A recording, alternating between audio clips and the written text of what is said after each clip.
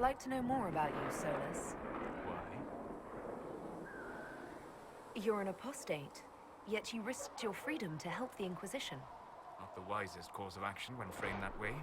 I appreciate the work you're doing, Solas. I just wanted to know more about you. I'm sorry. There's so much fear in the air. What would you know of me? What made you start studying the Fade? I grew up in a village to the north. There was little to interest a young man, especially one gifted with magic. But as I slept, spirits of the Fade showed me glimpses of wonders I had never imagined. I treasured my dreams. Being awake, out of the Fade, became troublesome. Did spirits try to tempt you?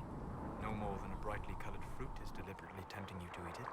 I learned how to defend myself from more aggressive spirits, and how to interact safely with the rest. I learned how to control my dreams with full consciousness. There was so much I wanted to explore. I gather you didn't spend your entire life dreaming. No. Eventually, I was unable to find new areas in the Fade. Why? 2 reasons. First, the Fade reflects the world around it. Unless I traveled, I would never find anything new. Second, the Fade reflects and is limited by our imaginations. To find interesting areas, one must be interesting.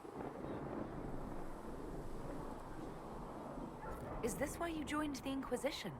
I joined the Inquisition because we were all in terrible danger. If our enemies destroy the world, I would have nowhere to lay my head while dreaming of the Fade. I wish you luck. Thank you. In truth, I've enjoyed experiencing more of life to find more of the Fade. How so? You train to flick a dagger or an arrow to its target. The grace with which you move is a pleasing side benefit. You have chosen a path whose steps you do not dislike because it leads to a destination you enjoy. As have I. So you're suggesting I'm graceful? No. I am declaring it. It was not a subject for debate.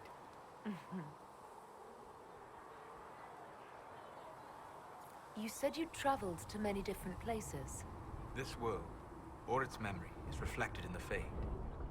Dream in ancient ruins, and you may see a city lost to history. Some of my fondest memories were found in crumbling cities, long picked dry by treasure seekers, the best of the battlefields. Spirits press so tightly on the veil that you can slip across with but a thought. Any place in particular? I dreamt Dostigar. I witnessed the brutality of the Darkspawn and the valor of the Ferelden warriors. I saw Alistair and the hero Ferelden light the signal fire, and Logain's infamous betrayal of Caelan's forces. I've heard the stories. It would be interesting to hear what it was really like. That's just it. In the Fade, I see reflections created by spirits who react to the emotions of the warriors.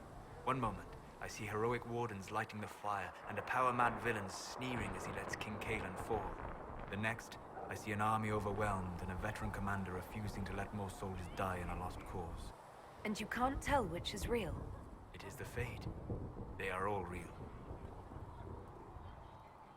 Have you always traveled and studied alone? Not at all. I have built many lasting friendships. Spirits of wisdom, possessed of ancient knowledge, happy to share what they had seen. Spirits of purpose helped me search.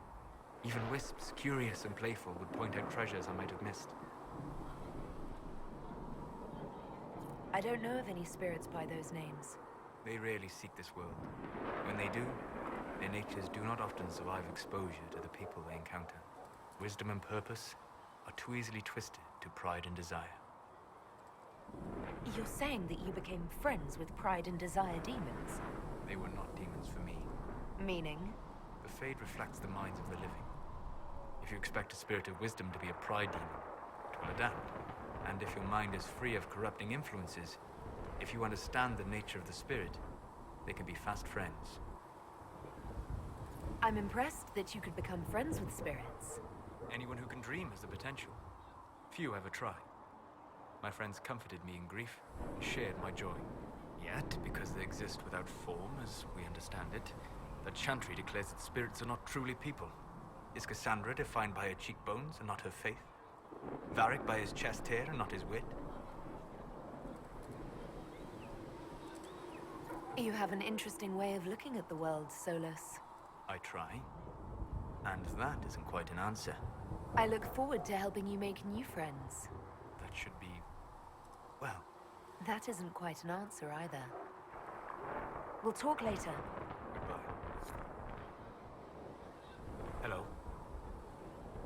We'll talk later.